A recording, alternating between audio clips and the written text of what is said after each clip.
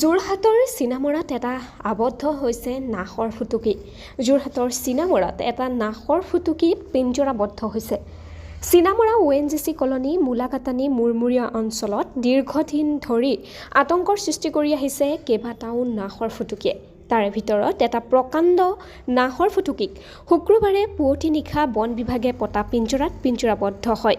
পিঞ্জৰাবদ্ধ বাঘটোক যোৰহাট বনাঞ্চলিক কাৰ্যালয়লৈ নিয়া হয়।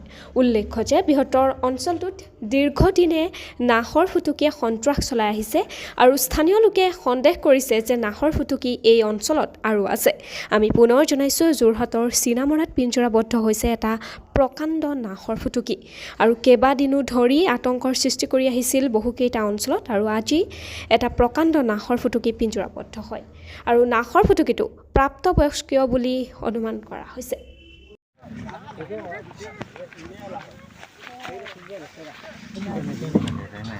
হেৰি वाला বেয়া কতে হেৰি কে সাড়ে এই গুছা আজি আমাৰ এই নপুমৰ মুখ্যমন্ত্ৰী যিখন আমাৰ গাটানী পলিমাৰ যি জেগা আছে, আপোনাৰ এইখিনি যথেষ্ট হাবি ওচৰে পাজৰে আমি এনেকৈ শুনি আছিলোঁ বাঘ সেয়েতো আমি কি কৰিলোঁ, ফৰেষ্টক জনালোঁ আৰু বাঘৰ খোজ পালোঁ আমি ইয়াত। সেইকাৰণে আজি 4 দিন ধৰি আমি পাতি থৈছোঁ আৰু ওচৰে পাজৰে নপুমৰা গাঁৱৰ বহুতৰ মানুহৰ ঘৰত মানে ছাগলী গৰু আদি যথেষ্টখিনি মাৰিছে। তাৰপাছতে দেখিলোঁ যে আমাৰ দেখোন বাঘৰ খোজ পাইছোঁ। সেই অনুপাতে আমি আজি ফৰেষ্টক জনাই লৈ আমি এটা পিঞ্জৰা পাতোঁ। এই পিঞ্জৰাতে আমাৰ আজি বাঘটো লাগিল। যোৱা ৰাতি কেইটামান বজাত প্ৰায় 2:30 বজাত চিঞৰিবলৈ আৰম্ভ কৰিছোঁ, তেতিয়া গম পাইছোঁ যে ইয়াত লাগিছে, ছাগলীও বেবাইছে।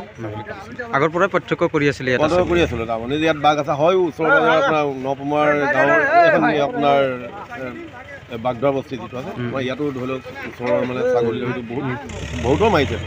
এতিয়া বন বিভাগে লৈ গৈছে, এতিয়া বন বিভাগে নিব। ক'ৰ বন বিভাগ? যোৰহাটৰ। যোৰহাট। ঠিক আছে।